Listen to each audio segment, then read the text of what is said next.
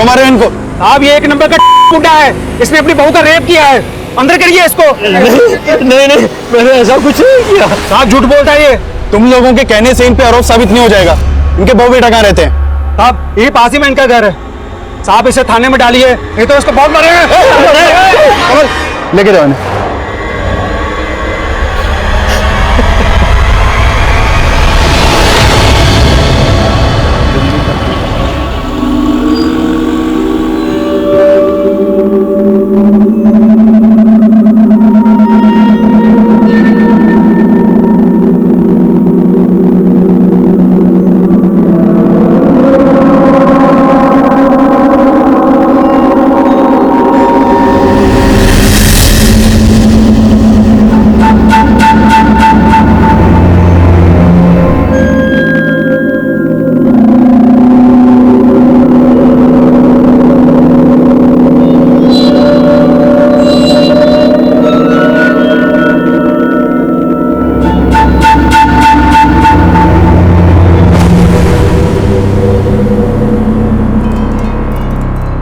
अरे क्या हो गया प्रकाश बाबू?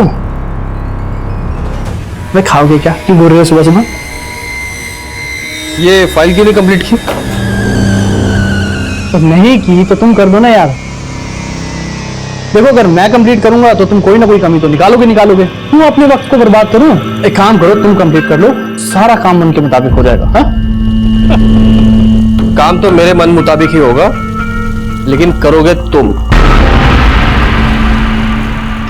अगर 2 घंटे के अंदर ये फाइल कंप्लीट नहीं की ना, तो बॉस को कंप्लीट कर दूंगा तुम्हारी।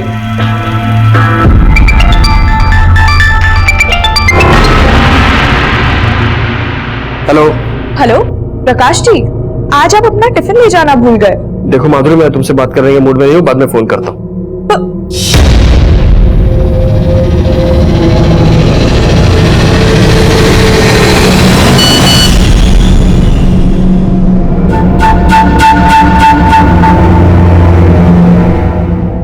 अरे सुरेंद्र सुनो। हाँ साहब। देखो, एक बच्चे को ओ नेगेटिव ब्लड की जरूरत है और मेरा ओ नेगेटिव ब्लड ग्रुप है। बहुत रेयर होता है ये, तो बॉस को बोल देना मैं ब्लड डोनेट करने गया हूँ, थोड़ा इमरजेंसी है। ठीक है?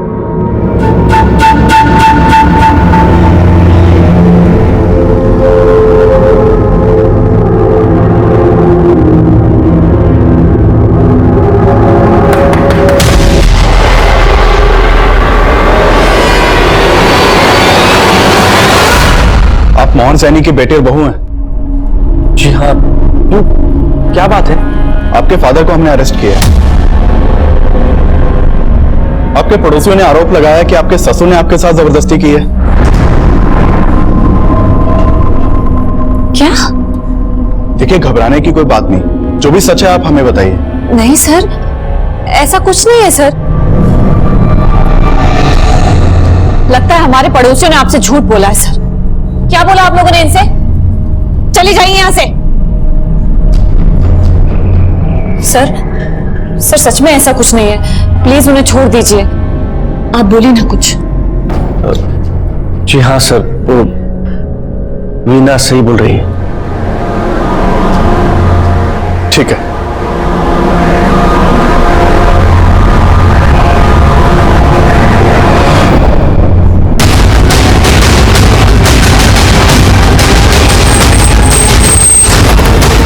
सब ये देखो।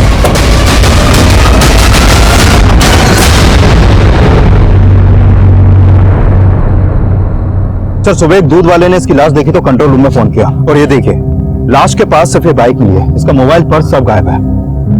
एंगल लूट का नहीं लगता। अगर मामला लूट का होता तो वो बाइक लेकर भी जाते। इसकी पहचान पता करो और देखो बाइक किस एड्रेस पे रजिस्टर्ड है। Okay sir.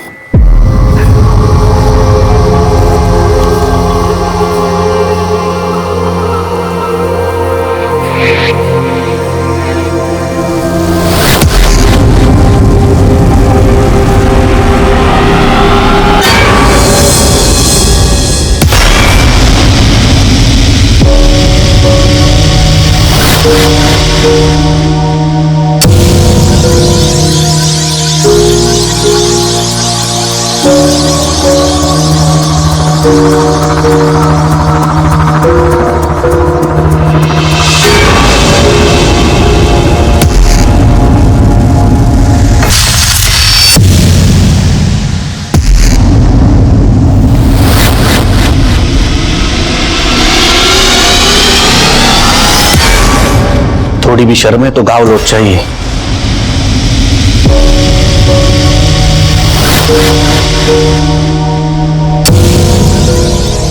साहब, हमें ये आदमी अपने मोहल्ले में नहीं चाहिए। अंदर करिए इसको। थोड़ी भी शर्म है तो गाँव लौट चाहिए।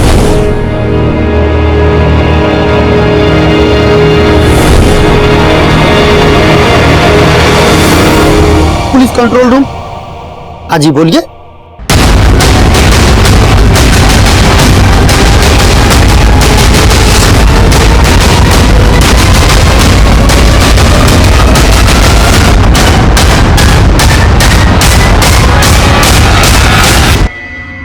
सर, उस लाश के पास जो बाइक मिली थी वो प्रकाश शर्मा के नाम पर मोती नगर के एड्रेस पर रजिस्टर्ड है।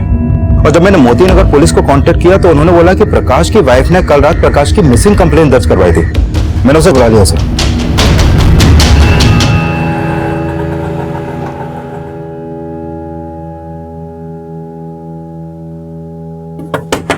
पापा, पापा जी, पापा, मुझे तो कुछ गड़बड़ लग रहा है। दरवाजा तोड़ दीजिए। पापा। सर, प्रकाश जी कल सुबह ऑफिस के लिए निकल गए थे। मैंने तभी उनको आखिरी बार देखा था। फिर ऑफिस जाने के बाद जब मैंने उनको फोन किया तो उनका मूड कुछ ठीक नहीं लग रहा था। प्रकाश जी, आज आप अपना टिफिन ले जाना भूल गए। देखो माधुरी, मैं तुमसे बात कर रही हूँ, मूड में नहीं हूँ, बाद में फोन करता हूँ। और फिर कल रात को जब वो ऑफिस से घर नहीं आए तो मैंने उनके ऑफिस वालों को भी फोन किया। वो कह रहे थे कि ऑफिस पहुंचने के बाद वो कहीं निकल गए। कहाँ के लिए निकल गए थे? सर, वो तो बोल रहे थे कि वो ब्लड डोनेट करने गए थे, पर मुझे उन पे भरोसा नहीं हो रहा है। वो कुछ ना कुछ तो छुपा रहे हैं।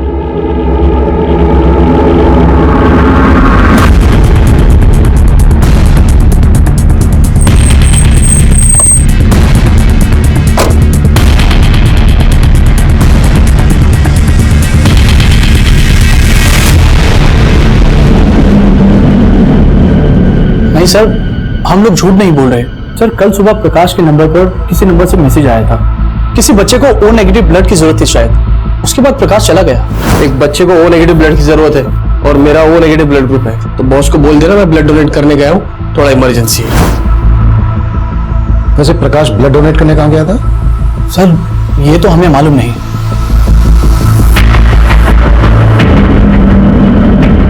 अगर प्रकाश वाकई में ब्लड डोनेट करने गया था तो हो सकता है ब्लड डोनेशन का फेक मैसेज भेजकर उसे किसी ने धोला कुआं बुलाया हो और उसका मर्डर कर दिया।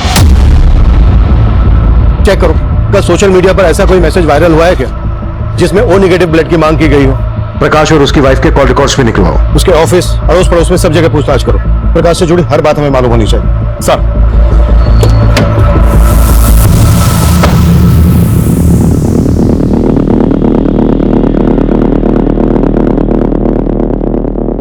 हम अपने रिश्तेदार के यहाँ गए थे।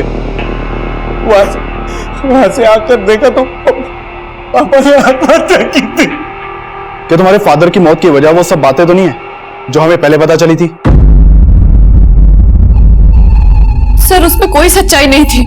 सच तो ये है सर कि पापा जी उन सारी बातों से बहुत दुखी थे। ठीक से खा पी भी नहीं रहे थे। हम सोच भी नहीं सकते थे कि पापा ये कदम उठाएंगे।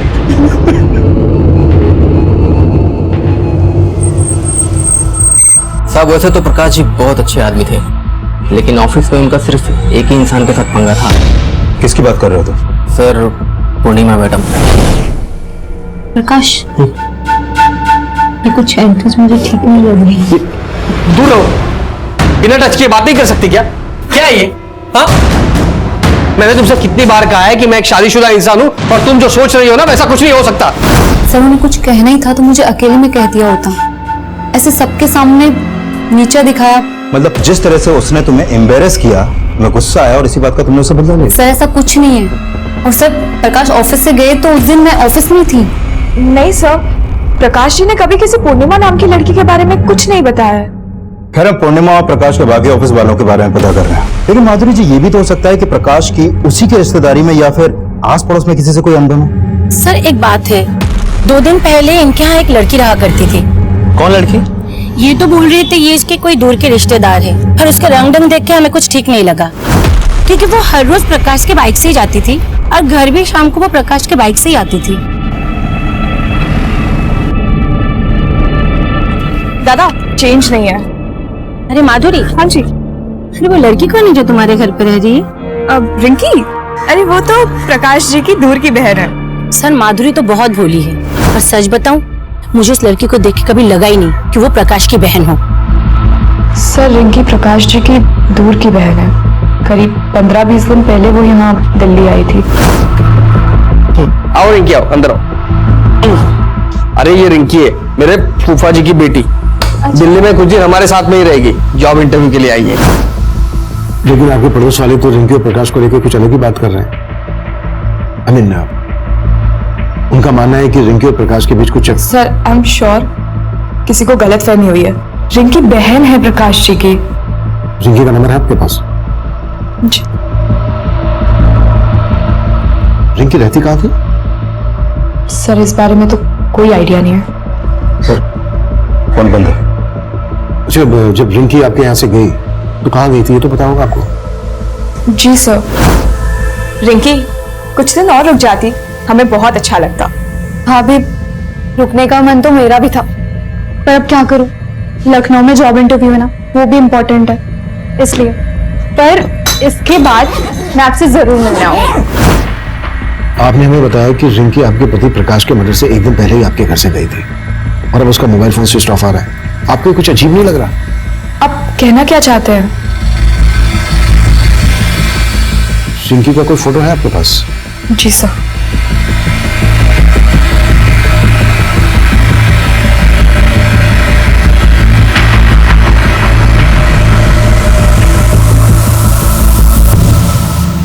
रिंकी के कॉल रिकॉर्ड्स और एक्टिविटीज पता करो। प्रकाश के कत्ल से एक दिन पहले रिंकी का प्रकाश के घर से जाना और अब रिंकी का मोबाइल फोन स्विच ऑफ आना, ये कुछ ठीक नहीं लग रहा है। पानी देना।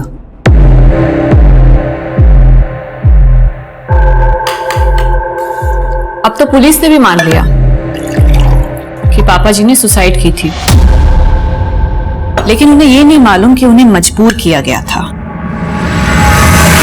लेकिन सच तो तुम भी जानते हो और मैं भी। क्या क्या कहना क्या चाहती हो?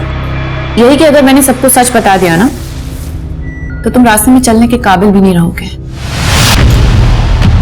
ये क्या बोल रही है तू? पुलिस ने कहा था मुझसे कि बिना डरे सब सच बता दूं। कहो तो सब सच बता दूं?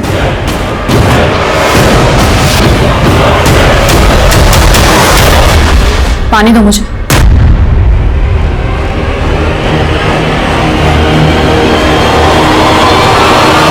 सर मैंने उस ब्लड डोनेशन के मैसेज का सोर्स चेक किया, वो मैसेज फेक नहीं था सर। गोविंदपुरा में एक हॉस्पिटल है जहां वाकई में एक बच्चे को ओ नेगेटिव ब्लड की जरूरत थी और मैंने कंफर्म किया कि प्रकाश ने अपना ब्लड वहां पे डोनेट किया था। सर प्रकाश के बारे में अभी तक जो भी सामने आया उससे ये तो साफ है कि प्रकाश काफी हेल्पफुल इंसान था।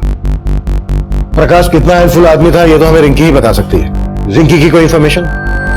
सर रिंकी का फोन नंबर पानीपत के एड्रेस पर रजिस्टर्ड है और प्रकाश की हत्या से एक दिन पहले रिंकी और प्रकाश इन दोनों का फोन जनकपुरी में एक साथ काफी टाइम तक एक्टिव था। लेकिन सर इन दोनों के बीच में फोन पर कोई बात नहीं होती थी और सब लोग बोल रहे हैं कि रिंकी लगभग 15 दिन तक प्रकाश के घर में रही थी। और मैंने प्रकाश की वाइफ के कॉल रिकॉर्ड चेक किए सर, उसमें कुछ भी सस्पिशियस नहीं मिला। हो सकता है रिंकी और प्रकाश मोबाइल फोन पर किसी ऐप के जरिए बात करते हो। एक तरफ रिंकी और दूसरी तरफ प्रकाश के ऑफिस में काम करने वाली है पूर्णिमा।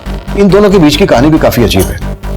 विकास पता करो रिंकी और पूर्णिमा का आपस में कोई कनेक्शन था क्या, और पानीपत पुलिस से भी कांटेक्ट करो। इस रिंकी का मिलना हमारे लिए बहुत जरूरी है। Sure sir.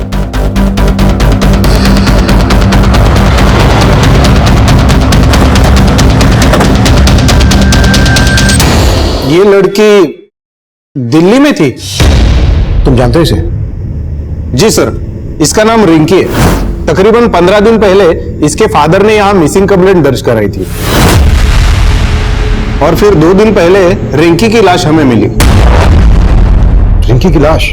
जी सर, बहुत ही ब्रूटल मर्डर था सर। लाश के पास से हमें एक फोटो आईडी मिली रिंकी की, और उसके फादर ने भी शिनाख्त कर ली थी कि वो लाश रिंकी की ही थी। 5 दिन पहले तक रिंकी प्रकाश के साथ दिल्ली में रह रही थी, और जिस दिन रिंकी प्रकाश के घर से गई उसके अगले ही दिन हमें प्रकाश की लाश मिली, और उसके 2 दिन बाद रिंकी की लाश मिलती है यहां पानीपत में, और प्रकाश की लाश मिली थी हमें दिल्ली में। लेकिन सर, हमारे इन्वेस्टिगेशन में प्रकाश नाम के किसी आदमी की जानकारी हमें नहीं मिली। लेकिन प्रकाश ने अपनी वाइफ को बताया था कि रिंकी उसकी दूर की बहन है। वेल, हमें रिंकी के फादर से मिलना है, शायद वो प्रकाश के बारे में जानते हो। सर, अब रोने से क्या होगा? गई तो गई, ससुरी औलाद ही ऐसी पैदा हो गई थी। कोई जरूरत नहीं है ऐसी लड़की के लिए रोने की। चल आवाज आती है।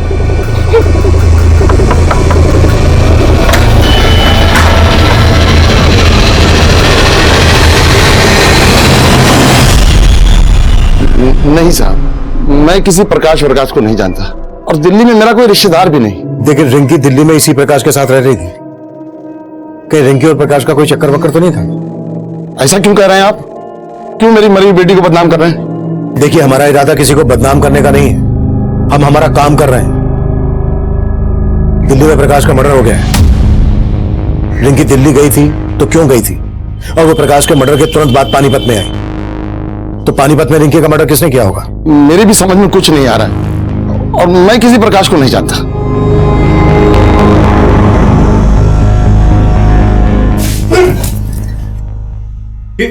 ये क्या बेवकूफी है? देख नहीं रहे हो दिन निकल आया है? हाँ, और तुम घोड़े बेच के सोए हुए हो। कपड़े और बर्तन कौन साफ करेगा? ये सब काम मैं करूंगा? पागल है क्या तू? नहीं तो कौन करेगा? और इसके बाद तो खाना भी बनाना है तुम्हें मेरे लिए। ये जान! तेरी मर्दानगी अब नहीं चलेगी, समझा? और तुमने ज्यादा कोशिश की ना तो चीख चीख के यहाँ सबको इकट्ठा कर दूंगी, और फिर बोलूंगी सबसे कि कैसे तुम मजबूर करता था ना। हद से ज्यादा आगे बढ़ रही है तू। हदें तूने पार की है, अब जाके मुझे तुझे काबू में करने का मौका मिला है। इसे जैसा कह रही हूँ वैसा कर। जेल में चक्की पीसने से तो बेहतर है ना कि घर का चौका बर्तन कर, समझा? अब चल शुरू हो जा।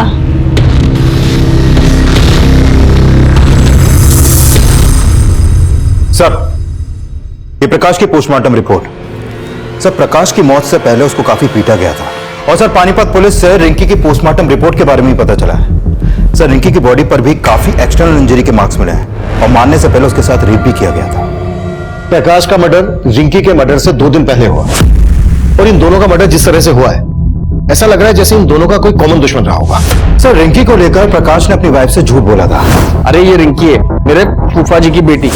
तो रिंकी और प्रकाश का आपस में कोई अफेयर तो नहीं? ये एक्स्ट्रा मैरिटल अफेयर से ज्यादा ऑनर किलिंग का मामला लग रहा है। शायद रिंकी के फादर को रिंकी और प्रकाश के अफेयर के बारे में पता चल गया होगा, और उसको यह पता चल गया होगा कि रिंकी पानीपत से भागकर दिल्ली में प्रकाश के साथ रहने लगी है। इसलिए रिंकी के फादर ने प्रकाश को यहां मार डाला और रिंकी को पानीपत ले जाकर मार डाला होगा, ताकि दोनों केस आपस में कनेक्टेड ना लगे। लेकिन सर, रिंकी का रेप हुआ है। क्या आपको वाकई में लगता है कि रिंकी के रेप और मर्डर में इसके बाप का हाथ होगा? रिंकी के फादर को ऐसे हम क्लीन चिट नहीं दे सकते। रिंकी के फादर की कुंडली निकालो, और ढोला कुआं में जहां प्रकाश की लाश मिली थी आसपास के सीसीटीवी खंगालो।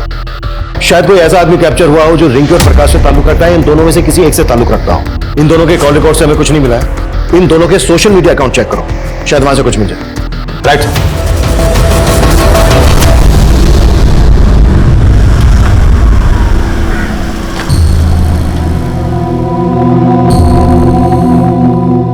इस बार पैसों का इंतजाम हो जाएगा ना? हो जाएगा भाई, टेंशन क्यों ले रहा है? टेंशन तो होगी, पुलिस दोबारा इस केस में कूद पड़ी। सर, मैंने रिंकी और प्रकाश इन दोनों का सोशल मीडिया अकाउंट चेक किया।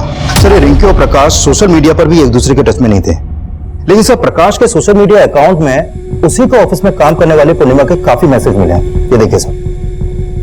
इस पूर्णिमा के अगेंस्ट कुछ मिला? नहीं सर, फिलहाल पूर्णिमा के खिलाफ तो कुछ नहीं मिला है, लेकिन सर रिंकी के सोशल मीडिया अकाउंट में एक रोहन नाम के लड़के का अकाउंट भी मिला है।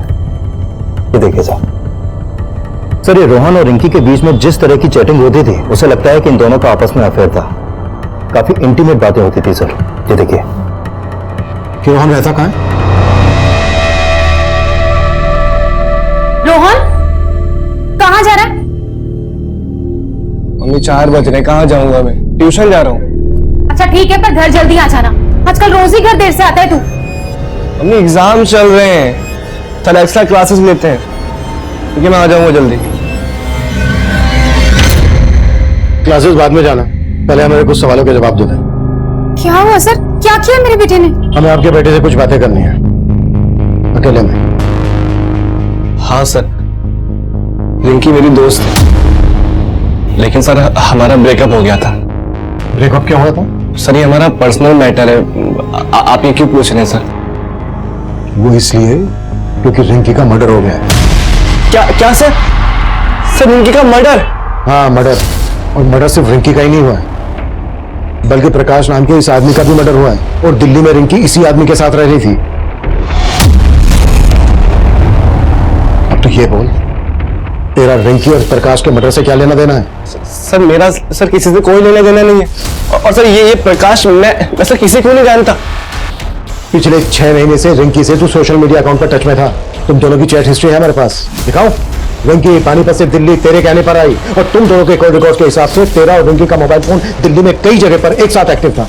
क्या छिपा रहा है हमसे? सर मैं कुछ नहीं छिपा रहा, लेकिन सर हाँ मैं रिंकी से प्यार करता था, और सर जब वो दिल्ली आई थी तो मुझसे मिल भी रही थी। रिंकी यार, मैंने सोचा भी नहीं था कि तुम मुझसे मिलने ऐसे दिल्ली आ जाओगी।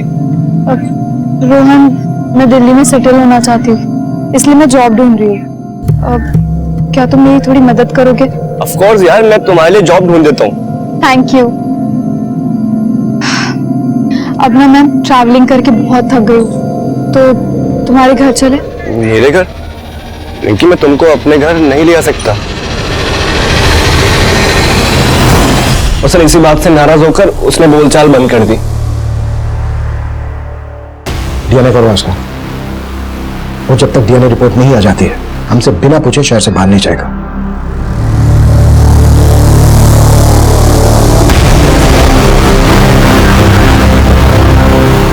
नौकर कहाँ? तुम तो पति हो मेरे, फिर बीवी की सेवा करने से क्या परहेज? सेवा? जी तो करता है तेरा गला दबा दूं। फिर तो तुम्हारे बचने की रही से ही कसर भी नहीं बचेगी। पुलिस से बचना चाहते हो ना, तो मुझे बचा के रखो, और जरा प्यार और नजाकत से पेश आओ। कांच हूं मैं, चटक गई ना तो खूनम खून तुम हो जाओगे। ये लड़का रिंकी का दोस्त है, हो सकता है रिंकी के साथ ये लड़का भी यहाँ पर कभी आया हो। नहीं सर, ये लड़का कभी नहीं आया यहाँ। सर रिंकी का फोन अभी अभी पालम में एक्टिव हुआ था, और फोन अभी भी चालू है। व्हाट?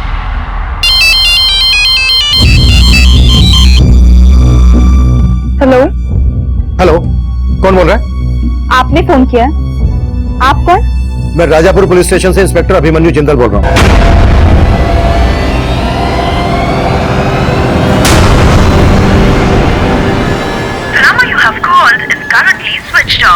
रिंकी का फोन किसी लड़की ने उठाया था, पर स्विच ऑफ। विकास, पालम में जहां रिंकी का फोन एक्टिव हुआ था वहां अपनी एक टीम भेजो। हो सकता है हमारा ध्यान भटकाने के लिए किसी ने रिंकी का फोन एक्टिव किया हो, और अपने खबरियों को रिंकी का फोटोग्राफ दो, पता लगवाओ कि पालम में रिंकी का कहां आना चाहना था। रिंकी के फादर से भी मिलो। सर। रोहन, रोहन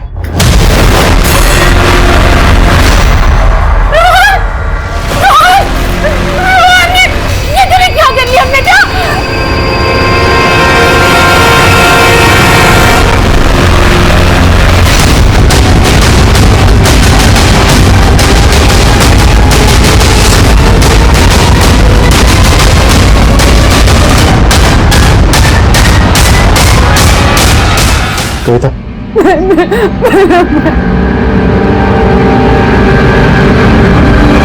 सर पहले रोहन से बात करके ऐसा लगा नहीं था कि वो हमारी पूछताछ की वजह से सुसाइड कर लेगा।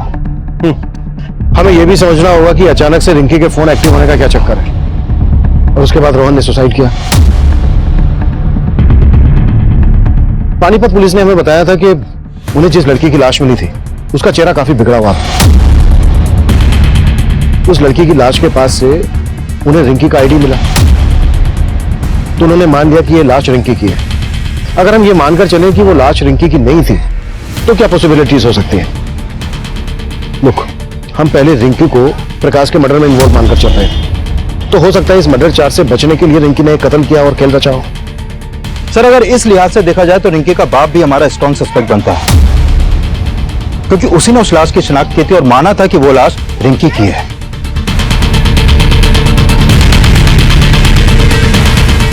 अगर रिंकी जिंदा थी तो फिर वो लड़की कौन थी जिसे रिंकी मानकर रिंकी के घर वालों ने उसका अंतिम संस्कार कर दिया? तब हमारे पास डीएनए करके ये जानने की गुंजाइश नहीं थी कि वो लाश रिंकी की ही थी या रिंकी की हत्या हुई थी।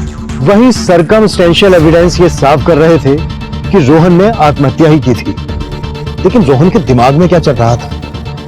उसके आत्महत्या करने की असल वजह क्या थी? ये तब हमारी कुछ समझ में नहीं आ रहा था। पर हमारे लिए यह जानना बेहद जरूरी था कि रिंकी के नंबर पर जिस औरत से मेरी बात हुई थी वो वाकई में रिंकी थी या कोई और। हमने अपना खबरी नेटवर्क फैला दिया। रिंकी से जुड़े सवालों का जल्द से जल्द हल ढूंढने की हम कोशिश में जुट गए थे।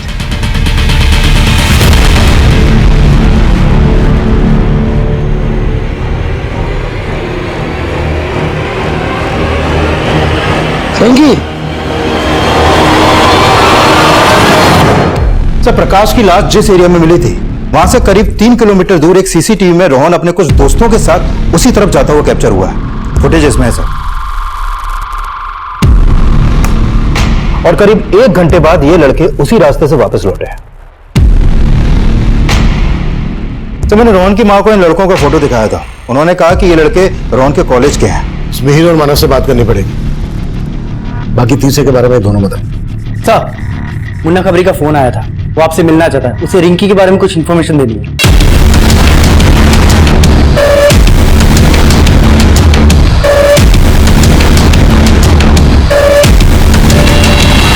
सर मुझे कोई गलतफहमी नहीं हुई है, वो लड़की यही थी सर, रिंकी। रिंकी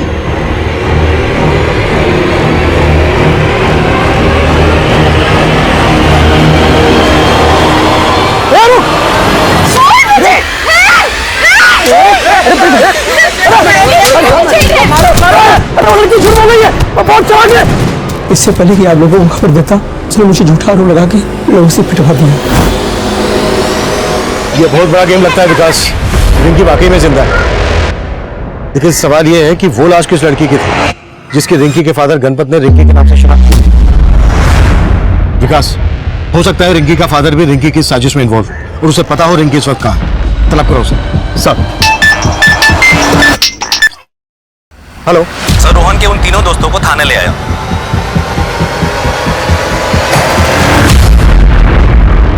सर कोई मुंह नहीं खोल रहा है, बोल रहे हैं ना ये रिंकी को जानते हैं ना प्रकाश को। हम सही में नहीं जानते, हमने कुछ नहीं किया, हम नहीं जानते प्रकाश और रिंकी कौन है। जहां प्रकाश की लाश मिली थी उसी एरिया में तुम तीनों को रोहन के साथ देखा गया था। अब अगर एक भी झूठ बोला ना तो यहां से तुम तीनों अपनी टांगों पर चल के नहीं जा पाओगे। सब रोहन ही हमें वहां लेकर गया था, पर हमने प्रकाश को मारा नहीं था। अब तो बस उसमें थोड़ा सा पीटने गए थे। पर रोहन ने हमें बोला था कि अगर हम उस आदमी की पिटाई करेंगे तो वो हमें दारू की पार्टी देगा। उसको किसी से 10,000 रुपए मिले थे उसकी पिटाई करने के। रोहन को 10,000 रुपए किसने दिए थे? किसने दिए थे? ये तो हमें नहीं मालूम साहब, रोहन ही जानता था।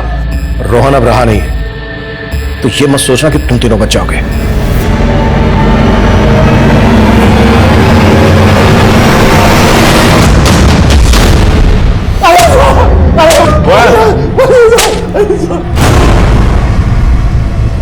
रिंकी कहा? क्या कह रहे हैं साहब? यही साहब तो थे जो रिंकी की लाश दिखाए थे साहब। अब आप पूछे रिंकी कहाँ? टंकी बंद कर। जिस लाश की शिनाख्त तूने की थी वो रिंकी की नहीं थी। रिंकी जिंदा है अभी। और अब ये बोल अभी कहाँ है वो? हम सच कह रहे हैं साहब, हम तो नहीं मालूम। तोड़कर नहीं साहब, अरे हम सच साहब।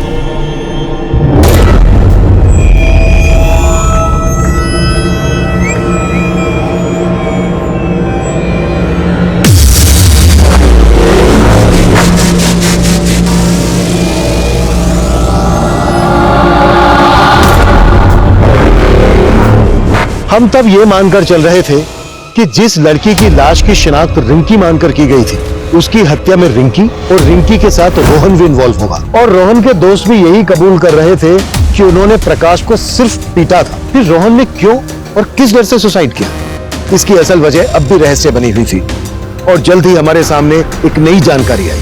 सर, रिंकी जब गायब हुई थी तो रिंकी के पिता गणपत ने पानीपत के एक एनजीओ में काम करने वाले इस दिनेश नाम के आदमी से कांटेक्ट किया था। सर, इस दिनेश के पॉलिटिकल कनेक्शन काफी अच्छे हैं। इसने पानीपत के एमएलए से मिलकर पुलिस पर रिंकी को ढूंढने का दबाव डाला था और फिर रिंकी की लाश मिलने के बाद इसने गणपत को मुआवजा दिलाने के लिए एमएलए को अप्रोच भी किया और फिर एमएलए ने रिंकी का मुआवजा देने के लिए प्रपोजल फाइल भी कर दिया था, लेकिन वो अभी भी अंडर प्रोसेस है।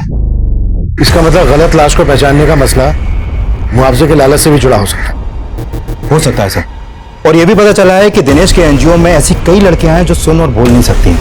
और अंदर की खबर ये है कि ये उन लड़कियों को एमएलए समेत कई मिनिस्टर्स और बिजनेसमैन को भी सप्लाई करता है। साहब आप गलत कर रहे हैं, ये आप नहीं जानते मैं क्या कर सकता हूँ। तू नहीं जानता मैं क्या क्या कर सकता हूँ। तेरे बारे में सब कुछ पता कर लिया हमने। तेरे एनजीओ की ये लड़की विनीता गायब है।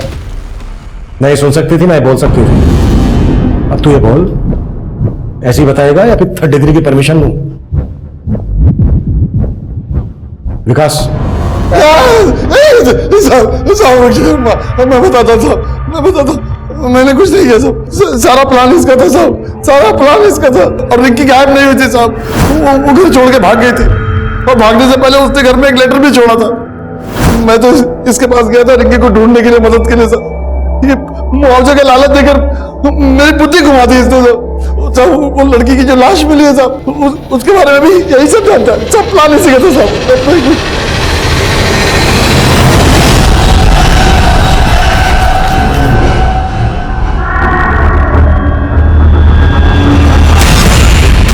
उसको मारकर मैंने उसका चेहरा भी काट दिया, रिंकी की आईडी उसके पास रख दी।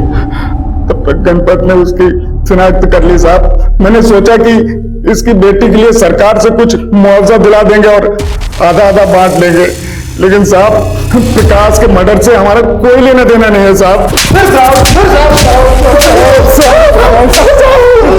ये बोलो रिंकी कहाँ है? मुझे नहीं मालूम साहब, मुझे नहीं मालूम।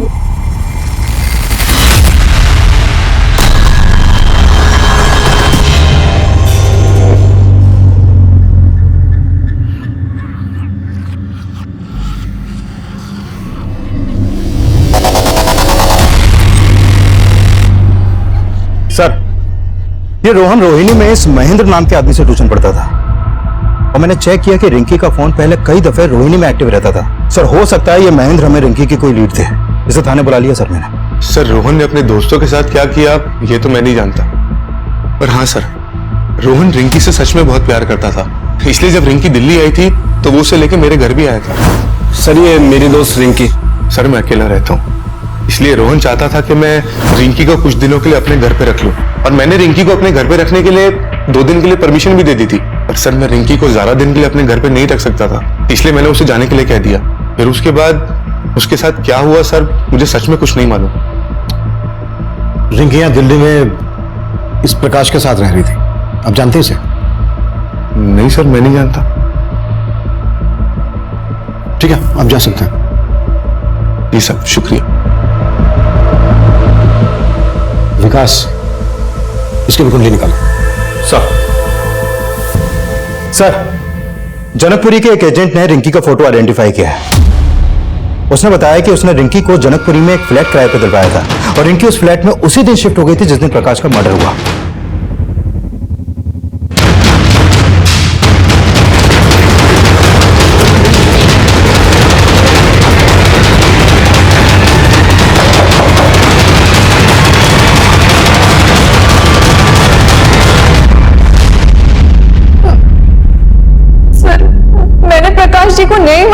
तो अब तक सामने क्यों नहीं आई थी?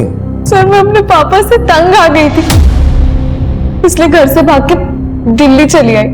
और फिर मुझे मालूम पड़ा कि मेरे पापा ने दूसरी लड़की को मेरी लाश मानकर उसका अंतिम संस्कार कर दिया था। सर मैं बहुत डर गई थी, इसलिए छिपी हुई थी।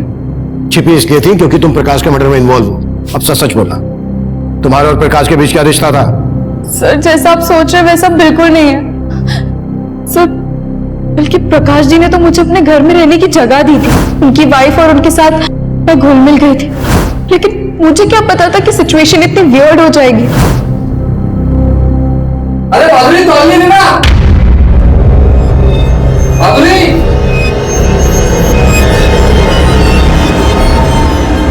अरे माधुरी तौलिए दो। रिंकी, रिंकी, हाँ देखना प्रकाश जी क्या मांग रहे हैं। मेरे हाथ में आटा लगा हुआ है। अरे माधुरी तौलिए दो। हाँ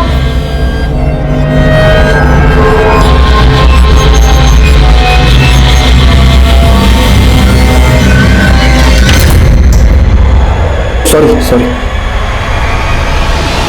उस दिन पहली बार प्रकाश जी की वाइफ का बिहेवियर मुझे कुछ अजीब लगा, लेकिन ये क्लियर हो गया था कि प्रकाश जी के दिल में मेरे लिए कोई गलत इंटेंशन नहीं था। और फिर एक दिन प्रकाश जी की वाइफ ने मुझसे पूछा, रिंकी, तू भी हमारी एक हेल्प करेगी? कैसी है? रिंकी, हमारी शादी को 3 साल हो गए हैं, लेकिन मैं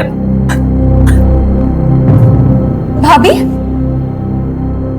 रो क्यों रही हो? रिंकी, मैं आज तक प्रकाश जी को बच्चा नहीं दे सकी।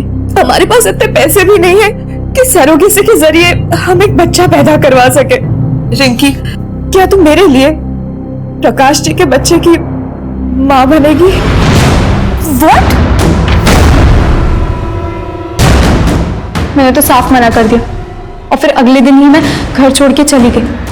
और फिर उसी दिन जनकपुरी में मैं प्रकाश जी से मिली। प्रकाश जी से मिलके मैंने उनको सब साफ साफ बता दिया। और फिर आगे क्या हुआ मुझे नहीं पता। माधुरी ने हमसे बताया कि प्रकाश ने उससे कहा कि तुम प्रकाश की दूर की बहन हो। भला कोई भाभी अपनी ननद से ऐसी शर्त क्यों रखेगी? दूर की बहन? हाँ। सर मैं प्रकाश जी की दूर की बहन नहीं हूँ, मुझे तो माधुरी लेकर आई थी।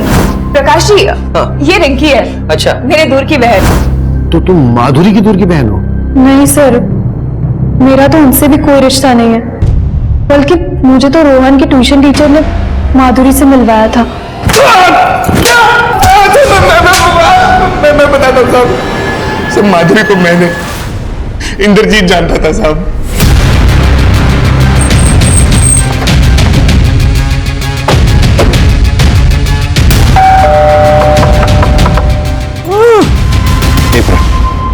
अंदर से कुछ आवाज आ रही है।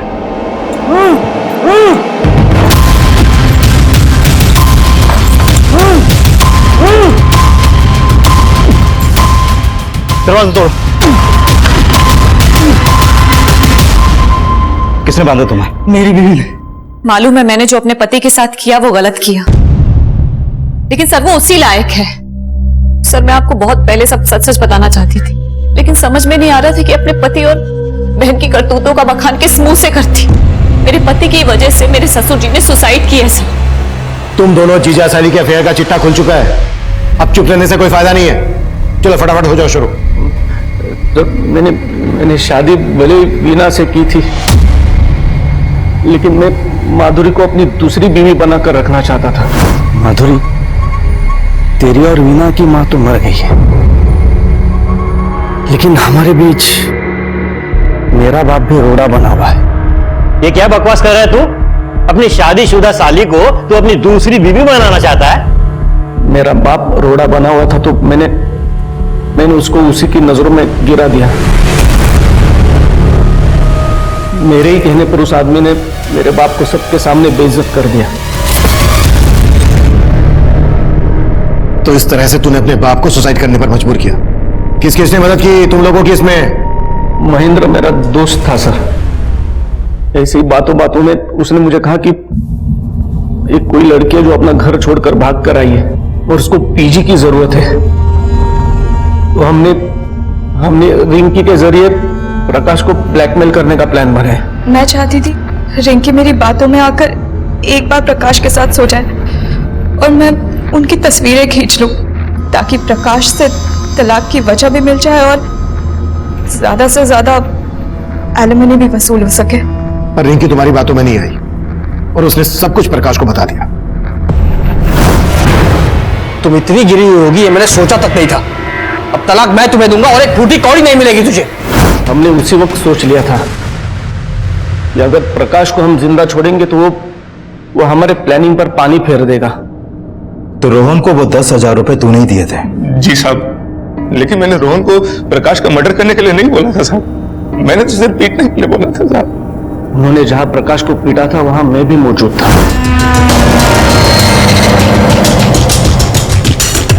पर प्रकाश की मौत के बाद जब आपने रोहन से पूछताछ की तो वो डर गया था साहब, और जब वो मुझसे मिला तो मैंने उसको और डरा दिया था साहब। देखो रोहन, मैं तो मानता हूं कि तुमने और तुम्हारे दोस्त ने मिलकर प्रकाश को सिर्फ पीटा था, लेकिन पुलिस इस बात पर यकीन नहीं करने वाली। और सबसे जरूरी बात यह है कि अब तो उन्हें रिंकी की लाश भी मिल गई है। अगर तुमने मेरा नाम लिया ना, मैं तो सिर्फ कुछ ही दिनों के लिए अंदर जाने वाला हूँ, मुझे थोड़ी सी सजा होगी, लेकिन तुम पे 2 मर्डर केसेस लगेंगे, फांसी हो जाएगी तुम्हें। तेरी इसी ऊंची हरकत की वजह से रोहन ने अपनी जान दे दी। तुमने सिर्फ प्रकाश को नहीं मारा है, बल्कि रोहन और तुम्हारे बाप मोहन की मौत के जिम्मेदार भी तुम लोग ही हो। मन तो कर।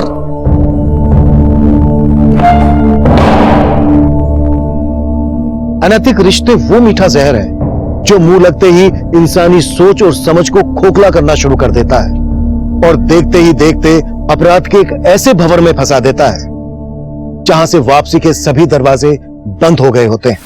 इंद्रजीत और माधुरी भी इसी राह पर थे और वो पूरी जिंदगी सलाखों के पीछे यही सोचकर पछताएंगे। उनका एक गलत कदम उन्हें कभी सलाखों से बाहर नहीं निकाल पाएगा। अब मैं सीनियर इंस्पेक्टर अभिमन्यु जिंदल आप लोगों से विदा लेता हूं। आपसे फिर मुलाकात होगी एक नए केस के साथ। देखते रहिए क्राइम पेट्रोल 10 तक।